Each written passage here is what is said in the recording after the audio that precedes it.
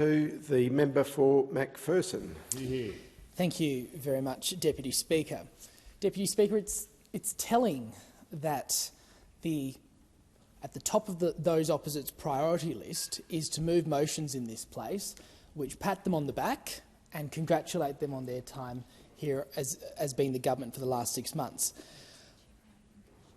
Mr. Deputy Speaker, as the federal member for McPherson, I'd like to start by saying 6 months is quite the milestone since the last election, and I thank the people of McPherson for giving me the opportunity to represent them in this place. It's an honour that I never take for granted.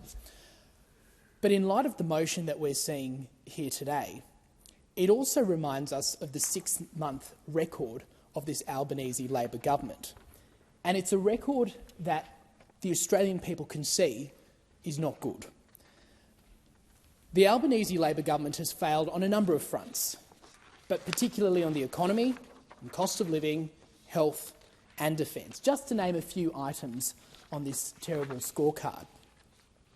In relation to the economy and government spending, we've seen spending having ballooned to 27% of GDP, with revenue limping along at 25.5%.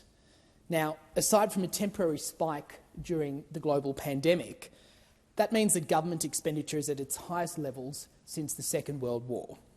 When I came to this place and delivered my maiden speech, I spoke about the fact that we want to make sure that government doesn't leave a burden for its future generations. Now, what we've seen is the gap alone adding a $40 billion a year amount to the national credit card. We're seeing debt at over $1 trillion and $1.2 trillion at the time of the next election. And what does that mean? It means that for each of us here, every 60 seconds, looks like the power prices have gone up too much for this place as well. The lights have gone out. Where's Bowen? But it means that every 60 seconds, I'm sure they'll come back. We have $50,000 of expenditure just on the interest that we need to pay. We have a culture of dependence. Half of Australian voters now rely on the government for their primary source of income. That is not sustainable.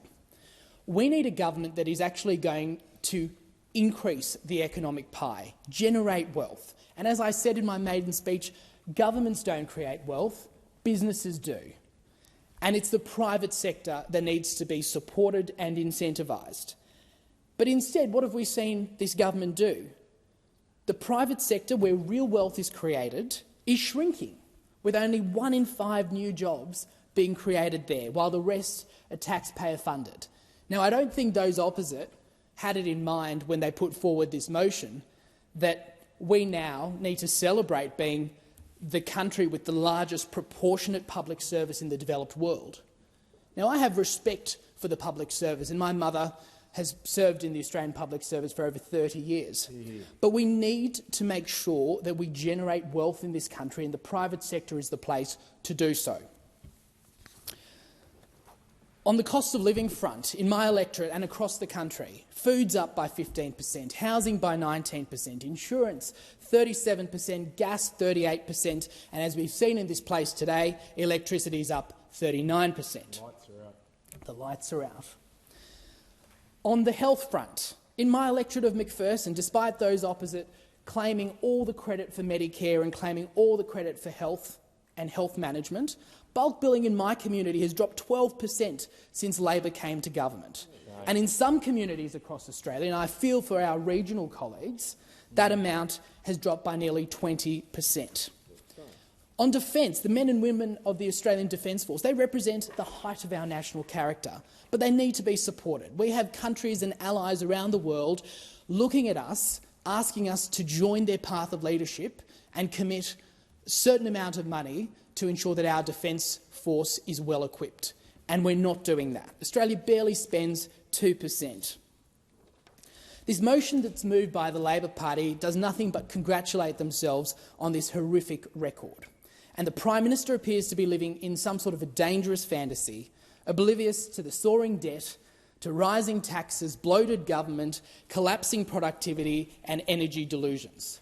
For the sake of the Australian people, I really hope the government's next 6 months are better than the last.